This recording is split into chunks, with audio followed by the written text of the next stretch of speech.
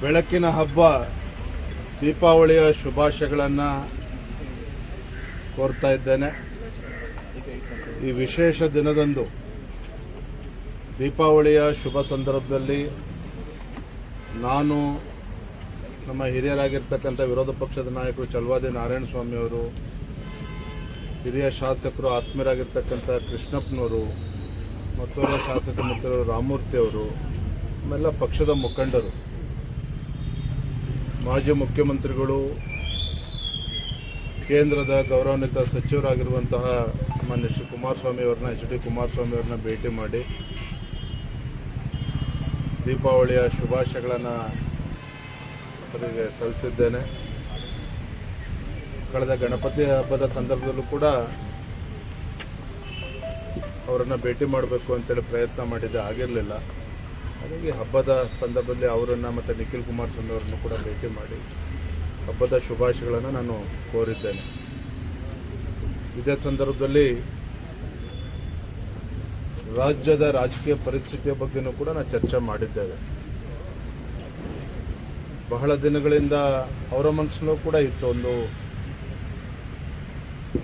Coordination committee ಒಂದು ಆಗಬೇಕು ಅಂತೇಳಿ. ಹಾಗಾಗಿ ಅವ್ರ ಸಲಹೆಗಳನ್ನು ಇವತ್ತು ಕೇಳಿದ್ದೇನೆ. ಬೆಂಗಳೂರು ಮಹಾನಗರ, ಯಾಕೆಂದರೆ ಗ್ರೇಟರ್ ಬೆಂಗಳೂರು ಇವತ್ತೇನು ಚುನಾವಣೆಗಳು ನಡಿಬೇಕಾಗ್ತದೆ, ಆ ದೃಷ್ಟಿಯಿಂದ ಬೆಂಗಳೂರಿಗೆ ಸೀಮಿತವಾಗಿ ಒಂದು ಕೋಆರ್ಡಿನೇಷನ್ ಕಮಿಟಿಯನ್ನು ಮಾಡೋಣ, ಮತ್ತು ರಾಜ್ಯಕ್ಕೆ ಸಂಬಂಧಪಟ್ಟಂಥ ಈ ಮತ್ತೊಂದು ಕೋಆರ್ಡಿನೇಷನ್ ಕಮಿಟಿ, ಎರಡು ಕೋಆರ್ಡಿನೇಷನ್ ಕಮಿಟಿಯನ್ನು ಮಾಡೋಣ ಅನ್ನುವ ಸಲಹೆಯನ್ನು ಮಾನ್ಯ ಎಚ್ ಡಿ ಕುಮಾರಸ್ವಾಮಿ ಅವರು ನೀಡಿದ್ದಾರೆ. ಒಂದು ವಾರ 8 ದಿನದಲ್ಲಿ ಅವರ ಹೆಸರುಗಳು ಕಳಿಸ್ಕೊಡ್ತೇನೆ ಅನ್ನೋ ಮಾತನ್ನು ಕೂಡ ಅವ್ರು ಹೇಳಿದ್ದಾರೆ.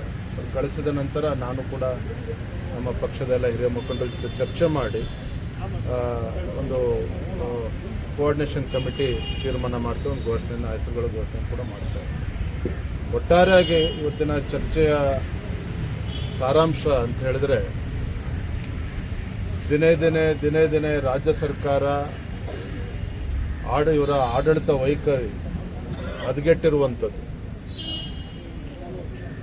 ಬೆಂಗಳೂರಿನ ಪರಿಸ್ಥಿತಿ ಇರ್ಬೋದು, ರಾಜ್ಯದ ಪರಿಸ್ಥಿತಿ ಇರ್ಬೋದು, ಯಾವುದೇ ಒಂದು ಅಭಿವೃದ್ಧಿ ಇಲ್ಲದೇನೆ ಇವತ್ತು ಜನ ಇಡೀ ಶಾಪವನ್ನು ಹಾಕ್ತಾ ಇದ್ದಾರೆ ಕಾಂಗ್ರೆಸ್ ಸರ್ಕಾರದ ಬಗ್ಗೆ.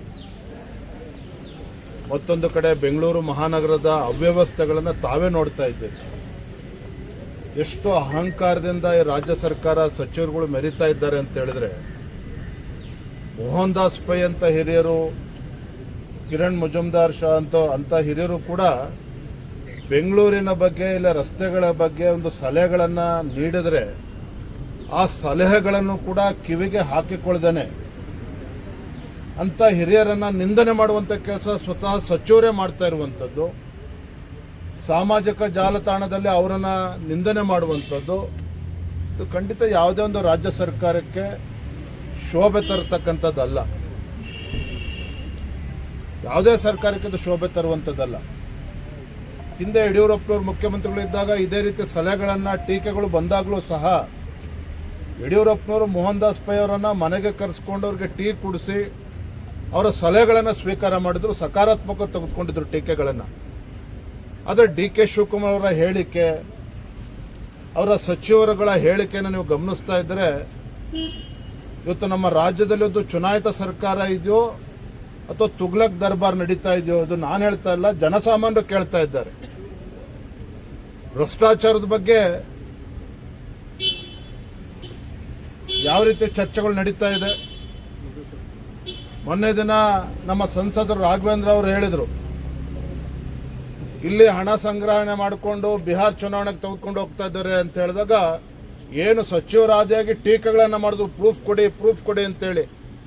ಯಾಕೆ ಸ್ವಾಮಿ, ಎಸ್ಟಿ ಡೆವಲಪ್ಮೆಂಟ್ ಕಾರ್ಪೊರೇಷನ್, ವಾಲ್ಮೀಕಿ ಅಭಿವೃದ್ಧಿ ನಿಗಮ ಹಗರಣ ಮರ್ತೋಯ್ತಾ ಸಿದ್ದರಾಮಯ್ಯನವರು, ಡಿ ಕೆ ಶಿವಕುಮಾರ್ ಅವ್ರಿಗೆ? ಏನೊತ್ತು ಪ್ರೂಫ್ ಕೊಡಿ ಅಂತ ಕೇಳ್ತಾ ಇದ್ದೀರಲ್ಲ. ವಾಲ್ಮೀಕಿ ಅಭಿವೃದ್ಧಿ ನಿಗಮದ ಹಗರಣದಲ್ಲಿ ರಾಜ್ಯದಿಂದ ಹಣವನ್ನು ತೆಲಂಗಾಣಕ್ಕೆ ತೆಗೆದುಕೊಂಡೋಗಿ ಸಾವಿರಾರು ಬೇನಾಮಿ ಅಕೌಂಟ್ಗಳನ್ನು ಓಪನ್ ಮಾಡಿ ಡ್ರಾ ಮಾಡಿ ಅದನ್ನು ಕ್ಯಾಶನ್ನು ಚಿನ್ನ ಖರೀದಿ ಮಾಡಿದ್ರಿ. ಲೋಕಸಭಾ ಚುನಾವಣೆಯೂ ಕೂಡ ಬಳಸಿರ್ತಕ್ಕಂಥದ್ದು ಎನ್ಫೋರ್ಸ್ಮೆಂಟ್ ಡೈರೆಕ್ಟರೇಟ್ ನೇರವಾಗಿ ಹೇಳಿದೆ. ಇದು ಪ್ರೂಫ್ ಅಲ್ವಾ ನಿಮಗೆ? ಕಾಂಟ್ರಾಕ್ಟರ್ ಅಸೋಸಿಯೇಷನ್ ಪತ್ರ ಬರೆದಿದ್ದಾರೆ.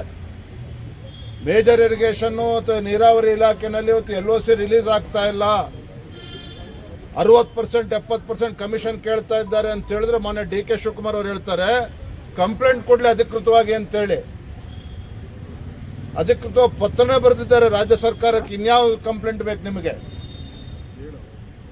ಸ್ವತಃ ಬಸವರಾಯ ರೆಡ್ಡಿ ಅವರು ಮುಖ್ಯಮಂತ್ರಿಗಳ ಆರ್ಥಿಕ ಸಲಹೆಗಾರರು ಏನು ಪತ್ರ ಬರೆದಿದ್ದಾರೆ?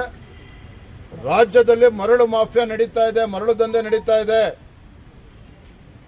ಎಷ್ಟರ ಮಟ್ಟಿಗೆ ಮರಳು ದಂಧೆ ನಡೀತಾ ಇದೆ ಅಂತ ಹೇಳಿದ್ರೆ ಕರ್ನಾಟಕ ಸರ್ಕಾರಕ್ಕೆ ಪ್ರತಿ ವರ್ಷ 400-500 ಕೋಟಿ ಇದರಿಂದ ನುಕ್ಸಾನ ಆಗ್ತಾ ಇದೆ. ಇದನ್ನ ಸ್ವತಃ ಬಸವರಾಯ ರೆಡ್ಡಿ ಅವರು ಹೇಳಿದ್ದಾರೆ. ಇದಕ್ಕಿಂತ ಪ್ರೂಫ್ ಬೇಕಾ ರಾಜ್ಯದಲ್ಲಿ ಭ್ರಷ್ಟಾಚಾರ ನಡೆಯೋದ್ರ ಬಗ್ಗೆ?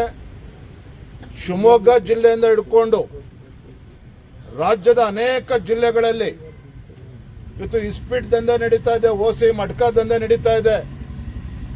ಪೊಲೀಸ್ ಇಲಾಖೆ ಅಧಿಕಾರಿಗಳು ಆಡಳಿತ ಪಕ್ಷದ ಶಾಸಕರ ಕುಮ್ಮಕ್ಕಿನಿಂದನೇ ಈ ರೀತಿ ಇಸ್ಪೀಟ್ ದಂಧೆ ನಡೀತಾ ಇದೆ. ಪ್ರತಿ ಜಿಲ್ಲೆಯಲ್ಲೂ ಕೂಡ ನಡೀತಾ ಇದೆ ದಂಧೆ. ಇದು ಎಷ್ಟೋ ಜನ ಆತ್ಮಹತ್ಯೆ ಮಾಡ್ಕೊಳ್ತಕ್ಕಂಥ ಪರಿಸ್ಥಿತಿನೂ ಕೂಡ ನಿರ್ಮಾಣ ಆಗಿದೆ.